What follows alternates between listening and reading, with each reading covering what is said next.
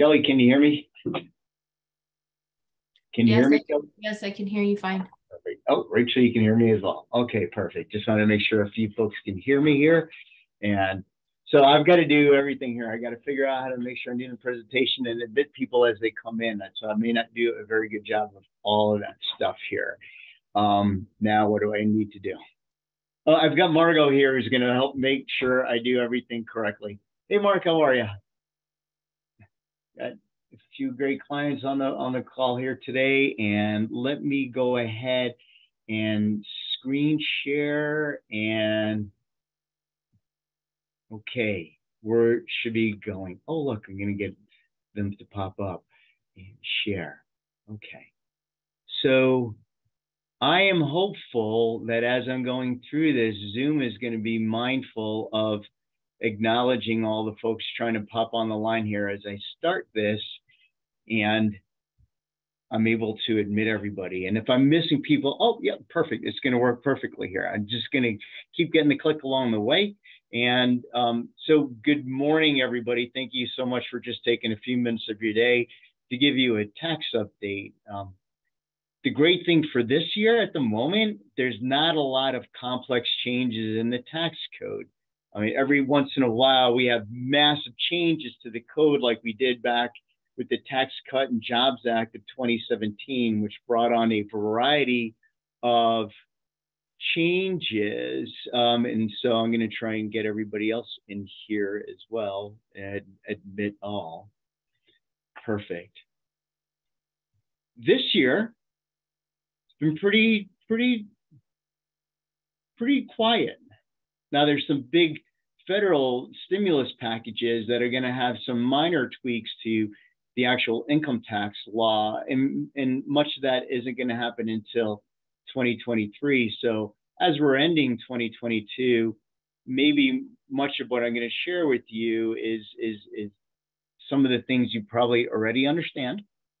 And then some tips on what we can do as we end this year.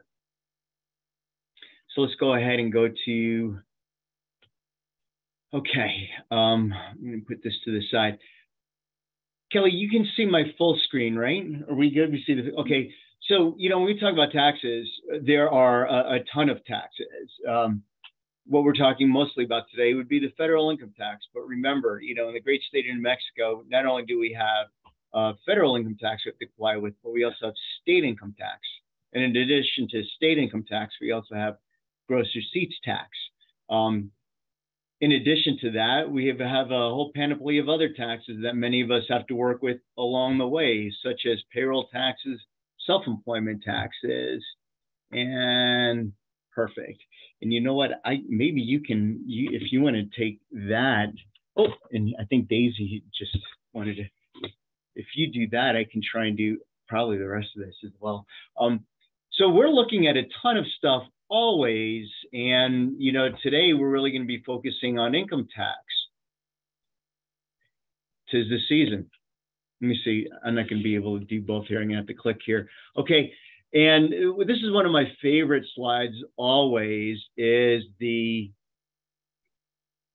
tax code. And, you know, the sad part about this is the stack, I can't find a more current image than the one going to 2014 that shows already over 74,000 pages of tax. Now, I want to be careful and say tax code, but it's not truly tax code. The IRS tax code in and of itself is just under 6,000 pages. What is mind-boggling to professionals and to the rest of us as we get involved in this, it's not only the tax code itself, it's the Treasury regulations. You know, that the Congress makes the law. It's up to the IRS to then take the law and change it into actual applicable language that we can follow. And then beyond that, we always find that there's lots of gray area in the law. So many times the law is further refined once it goes to court, and then case law further refines the actual regulation for us. So the complexity of what we see and the interpretation of what we see creates this mind-boggling growth of the volume of paper and law and regulation that we need to be attuned to. And it's quite honestly impossible. So many times when a client asks a question anymore, it's like, I know what you're asking. I'm going to have to do a little bit more research to make sure I get you the right answer. This firm focuses on a series of top strategies to make sure we're looking the best we can to minimize your federal income tax, and then in addition to other taxes. And for those of you who have been working with us for quite some time, one of the best strategies we have. So this is what I would call our top 10 strategies, and I'm not going to go spend a lot of time on each one of these 10, since for most of you that I know that are on the call here have already adopted the S Corp election. But some of the other things that are important that we pay attention to would be funding a retirement plan, which is something we can always do. I'm always suggesting along the way that when it makes sense to buy equipment because it makes your practice, it makes your business better. Just don't simply buy equipment to reduce your income taxes. The economics don't ever make sense there. For those of you who have children on the call here and are clients of ours, putting your children on payroll, even as we've got some clients that are even as young as 3 years old that are finding ways to make sense from a variety of methodologies to employ their children. And there's a few others that we do, and now we're spending much more time on, such as the Augusta rule, which I'm going to go into a little bit more detail.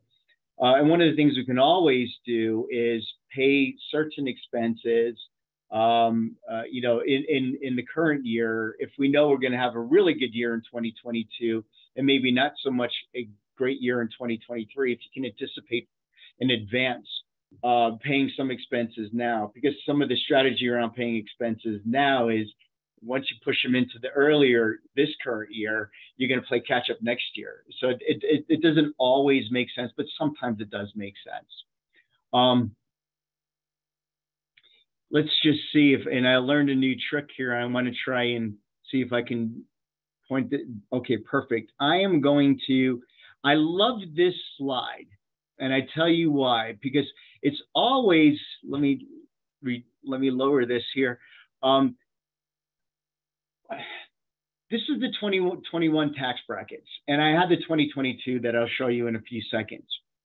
But what I find fascinating, and only because the question comes up still every year, and not by the same clients, but by sometimes some new clients, and maybe some that we really haven't had the conversation with. And let's just say it's a married couple, and they say, "Gee whiz, Eric, if I know I'm going to make $175,000, and I'm on the married side of this pyramid here, and I'm going to be in the, let's just say 180,000, and I'll make it easy for me, $182,000 of taxable income, then all my money is taxed at taxed at a 24% tax bracket." And that's not true. We work with these brackets, and it's a progressive system. So your first tax dollars are taxed at a 10% bracket. And then as you move up the pyramid, it's only the dollars that fall within the next pyramids are taxed at that rate. So by moving into and earning a taxable income of $182,000 doesn't mean all your income is taxed at this 24% bracket, but rather the only $10,000 above that 172. So somebody who falls into this tax bracket here is only going to be taxed overall at an average rate of somewhere around 15 to 18%. There's no penalty in terms of now all your taxable income is being taxed at that higher bracket. And I want to remind you of that, because when we go back to this strategy, part of what I'm trying to do is make sure that to the degree I can, when those last dollars are being taxed into these higher buckets, is anybody else trying to get in? No? Okay. What can we do to get money out of these last buckets and bring you back down to a lower bracket? So we're trying to work through brackets. What I don't want to do is if you're at a lower bracket and knowing that you're going to have a successful year next year, is take advantage of any kind of significant tax reduction strategies that push you down into the 12 and or 10% this year, get you a large refund, and next year you find yourself back up in this kind of bracket again, and we have no deductions there. And that's really when we're thinking about things like equipment in particular. If you're going to buy heavy equipment that we can take full depreciation on, does it make sense to do so when you're already at a 12% bracket, or does it make more sense to invest in your business when you're at a 24 or 32% bracket? So when we look at this top 10 strategy, most of these are designed to take money out of these higher brackets and get you down into a lower bracket. So the S selection, which most people are familiar with, what our real intention there is to minimize a different tax, the self-employment taxes. To the degree your S Corp exists as a separate business, it pays you a salary. The rest of the profit that's generated in the S Corp escapes self-employment taxes. It still is subject to income tax, but it's not subject to employment taxes. And why is that also beneficial?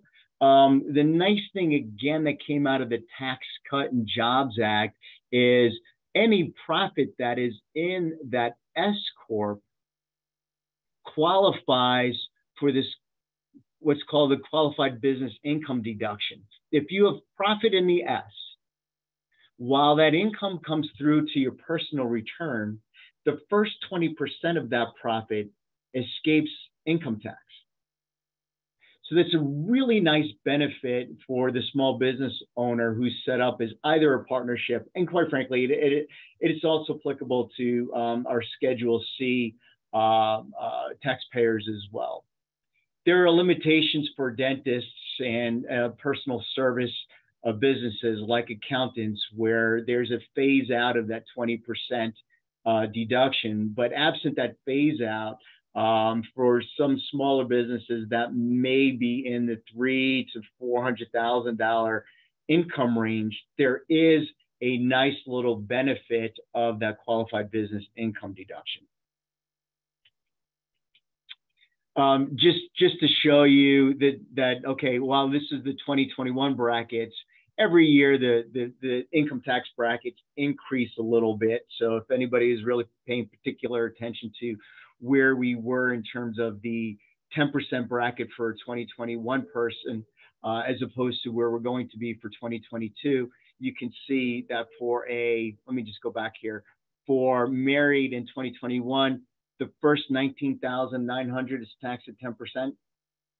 In 2022, it now goes up to $20,550, and in 2023, that number is going to go up even a little bit more. So they are adjusted every year for inflation.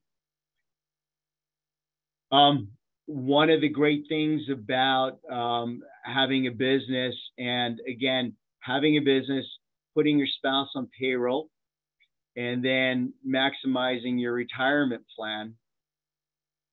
Right now, the retirement benefits, the retirement contributions are pretty good. If we're big fans of the 401k plan. So in 2022, if you are under the age of 50, you can contribute $20,500. That reduces your taxable income. If your spouse is working for you in the business, pay them enough of a salary so that they can also contribute to the 401k plan. If you're over the age of 50, you can then put away an additional $6,500. The 401k plan, and I don't plan to go into a lot of detail on the 401k plan today. Some of our clients already have those here And if this is something you're interested in, we would need to start up for 2023. There's 3 elements to the 401k. There's self-deferral from your paycheck. There's a match from the company. And then there's a discretionary element called a profit sharing. All of those combined, if you're having a great year and looking to put a lot of money away, you can put up to $61,000 a year into a retirement plan. And again, that $61,000, when we look here, can drop you substantially down into a lower tax bracket. You do that for both yourself and for your spouse, even further down. Okay, it's a nice benefit. Another great thing that is helpful to reduce your income. Let me lost somebody there. Okay, to reduce your income, if this is something that, if you are paying for your own health insurance and you choose a high deductible plan, contributing to a health savings account is another deduction that you can take advantage of. And you got to balance that with whether or not it makes sense to have a high deductible plan. Those are other things that you need to consider. I love the idea if it makes sense for you. And again, coming back here and saying, okay, how do I push income down to lower brackets? Being mindful of having kids. If you pay your children for work that they actually perform in the business, and your child doesn't have another job, if you pay them, and again, now we're looking in 2022, $12,950 or less, they don't have to file an income tax return, and they don't pay any income tax on that $12,950. So if you have a teenager who may be doing any kind of light paperwork in the office, helping you with any cleaning in the office or anything like that, maybe with your social media, which I'm terrible at, but I know younger kids today are really good at that kind of stuff, that they can help you with that, and you can pay them a reasonable salary. And I would advise that you don't have any kind of income tax, federal or state income taxes withheld on their paychecks, because that means we don't have to file a tax return for them. We would only file if they have withholdings. Now, if you have somebody who's a little bit older and you want to pay them more than the $12,950, that's fantastic as well. Because again, I'm going to come back to show you that if your child is single and you may be paying them $20,000, well, that first $12,950 escapes tax, but the next up to $10,000 here is only going to be taxed at a 10% rate. And why is that beneficial? Because that $10,000 or $20,000 that you would otherwise earn can be in the 32 or 24% tax bracket, but now you're pushing it down to a child who's going to be paying either 0 or 10%. And let me go ahead and erase all the ink on this one. So we're big fans of where it makes sense to pay your children. I do, and we have 3 kids, and they all do work around the building. They do help us in the office.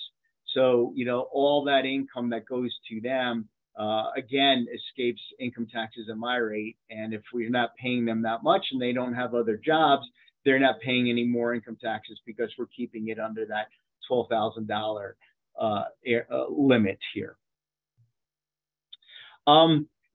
Whether or not this is a good thing to do, prepaying expenses, if you know you're having a really, really good year in 2022, and, we have clients that have, for whatever reason, there may be some kind of commission income that comes in. It's a one-time event. It's not something you expect year over year over year, but in the current year, substantial amount of income is coming in, maybe a couple of big cases that are done that you don't anticipate doing that next year.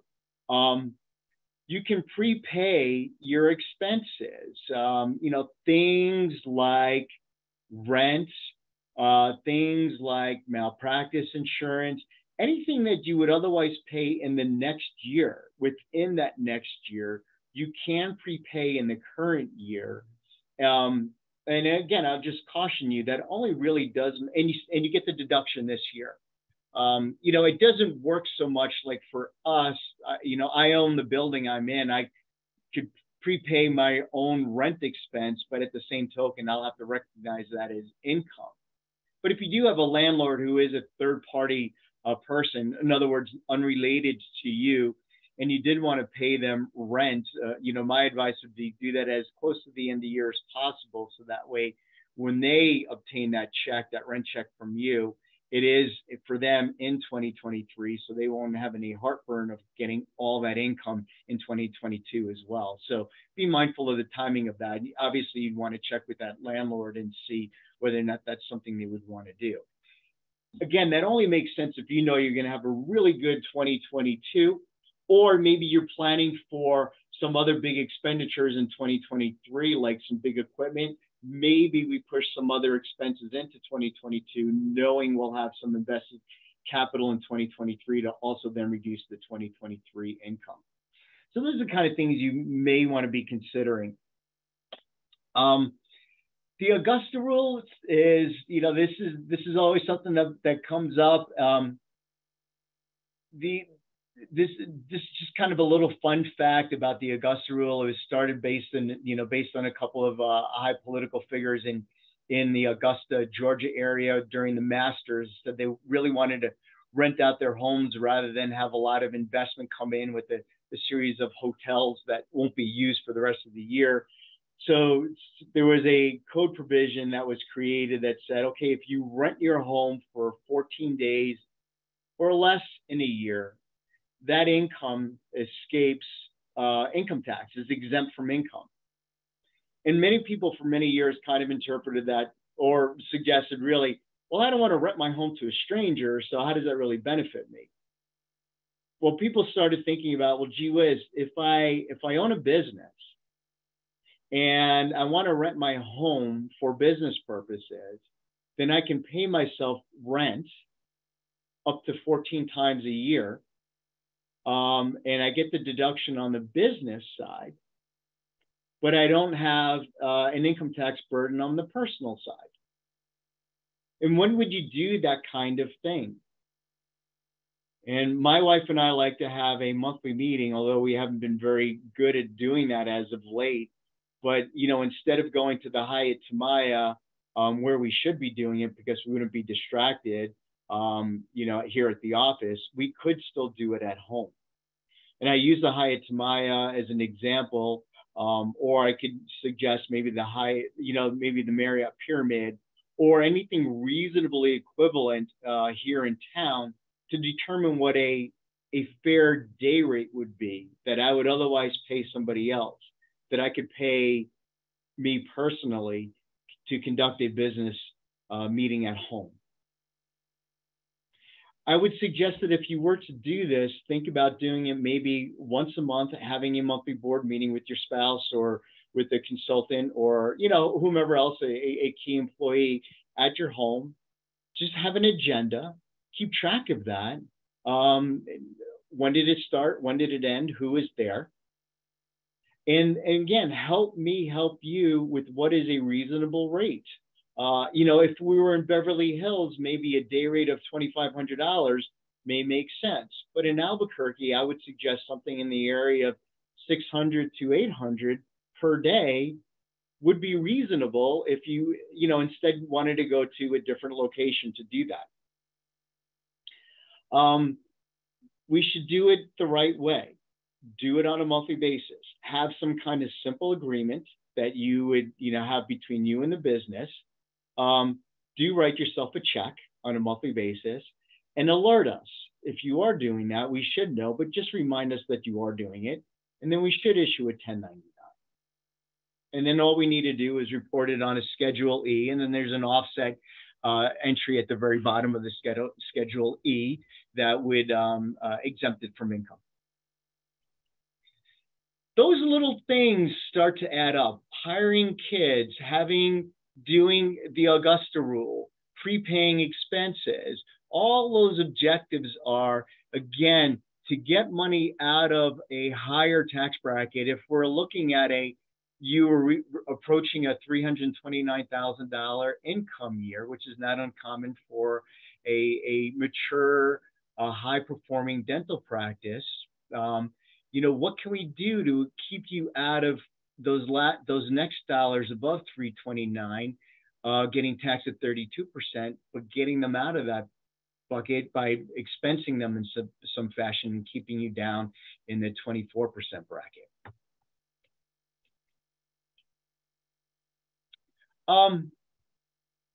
Some few miscellaneous items I just wanted to keep everybody aware of.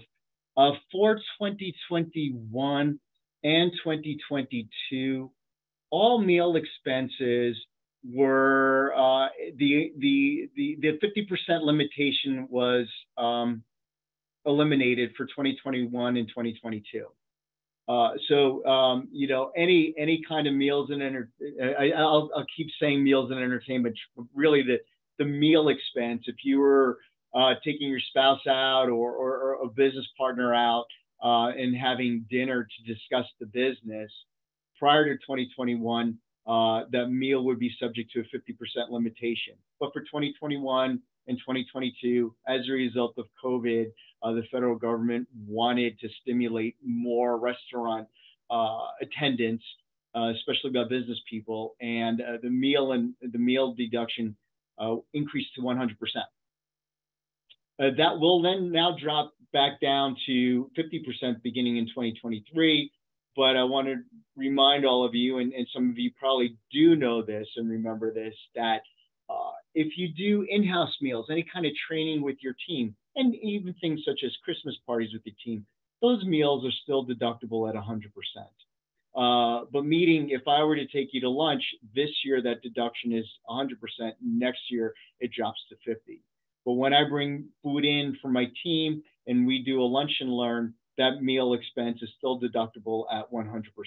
So really, it's important to make sure we know with you when you are coding your meals that if there is anything related to business and training, we code it to a separate line to make sure we get you that 100% deduction in 2023. This year, it doesn't matter. All meals are deductible at 100%, provided there's a business element to that. One of the other things, now we're past COVID and people are traveling again, if you are attending any kind of conferences out of state, there's a lot of stuff like Sorona World in Vegas. If you were going to stay 2 extra days or so to enjoy some time there, combine anticipate your business and travel. And if you can do the two together, at least you can extend that deduction, extend that stay and get a little bit more of a deduction for the business. I would never advise you, and this is not what I'm saying at all, go to Hawaii and do your online CPE there or CE there and say that I had to go to Hawaii to do my continuing education. That's not going to fly. If you happen to go to Hawaii because there was a conference there and you added on a few extra days, we can discuss how we can make sure that's all deductible. This is one of those years where many people are going to have a significant decrease in their portfolio. And if you have an after-tax account, this doesn't apply if you have a retirement account, but if you have money in an after-tax account and you've experienced significant losses, like most all Americans have and everyone around the world, if you do have any other bizarro capital gains, and I say bizarro, we do have some clients who've sold businesses this year, and then they will have capital gains. Selling stock at a loss can create a capital loss to offset that capital gain. Selling stock at a loss also allows you to offset up to $3,000 of ordinary income against those losses. If you sold stock that had losses in excess of $3,000, we just continue to carry those losses forward until you use it up. So not necessarily a great strategy, but in the event you're coming into the end of the year and you're like, yeah, okay, I was going to get rid of some of these dog stocks anyway. Okay, sell them. At least you get a benefit for the sale of those stocks with the loss that we can offset some of your income with. this doesn't apply very often to most people, but sometimes it comes up if, parents are getting older in age and they're like, I want to start getting you some of my money. People always ask me, is like, what's taxable to me? Well, the estate tax laws can be very complex, but one of the things that's pretty simple to remember here is that there's a simple gift tax exclusion. If you can give me $16,000 just because you wanted to generously give me $16,000. There's no tax implication to you. And to me, there's no tax implication either. It's just a gift. If you find yourself to be in a situation where mom and dad want to start giving money to you, they can give you $16,000 each. And so you can get $32,000, 16 from mom, 16 from dad, you get $32,000. Doesn't create any kind of tax reporting, doesn't create any tax income implications to you. Next year, that goes up to $17,000. Just something to be mindful of. And then lastly, the state of New Mexico adopted a provision this year that we'll take advantage of for you, where one of the I think disappointing parts of the Tax Cut and Jobs Act was the limitation on your real estate and state income taxes to only $10,000. So if you had a successful year and you paid a lot in state income taxes, you didn't get a deduction beyond $10,000. But the state adopted a provision this year that many other states have the last couple of years, that if you do have a pass-through entity, a separate business, S corp, partnership, that entity can pay the income tax on your behalf. Will get the deduction for those income taxes on that entity return, thus allowing you a higher deduction for your income taxes on the state side. I don't quite yet know how to actually implement that. We've got the continuing education coming up in December from the state to pretty much educate us on how that's going to happen. So that's the next thing that's on the horizon that I wanted to make sure you guys knew I'm aware of, and I'll be taking advantage of that for you guys.